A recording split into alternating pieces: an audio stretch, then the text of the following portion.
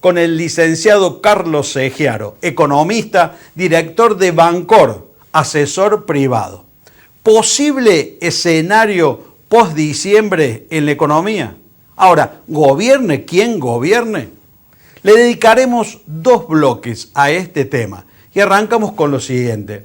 Licenciado, empresarios, productores, don Juan, doña Rosa, se pregunta, ¿qué va a pasar después del 10 de diciembre? ¿Usted está en condiciones de decirle que hay certidumbre al respecto?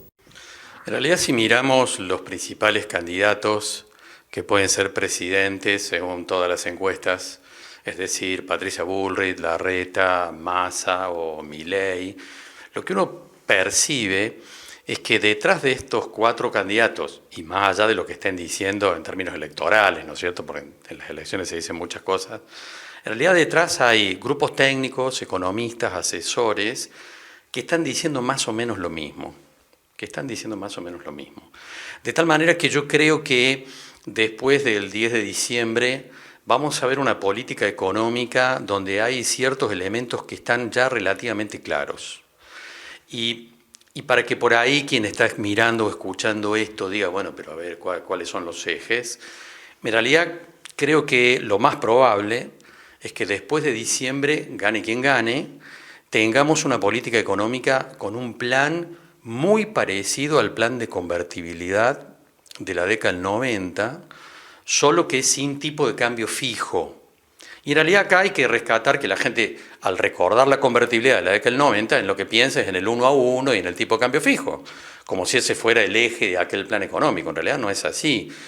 El plan económico que se aplicó en la década del 90, yo siempre digo, tenía 4 patas, de las cuales una sola era la ley, era una de las patas, la ley de convertibilidad, pero en realidad el plan tenía 4 ejes muy importantes, uno de los cuales era la apertura económica, es decir, una aceleración de las importaciones para disciplinar los precios internos, una reforma del Estado que incluía privatizaciones y otros aspectos vinculados con conseguir el equilibrio fiscal, y también una política de desregulación de los mercados para que los mercados pudieran funcionar más fluidamente.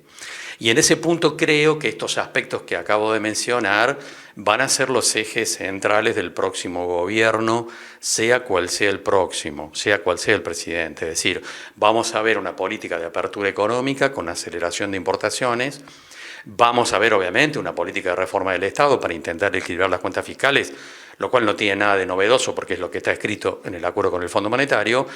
Y vamos a ver también progresivamente una política de desregulación de los mercados, eliminar cepos, cupos, etcétera, etcétera, o restricciones a las exportaciones. Y en ese punto, una pregunta que todo el mundo se hace, por supuesto también qué va a pasar con el mercado de cambios.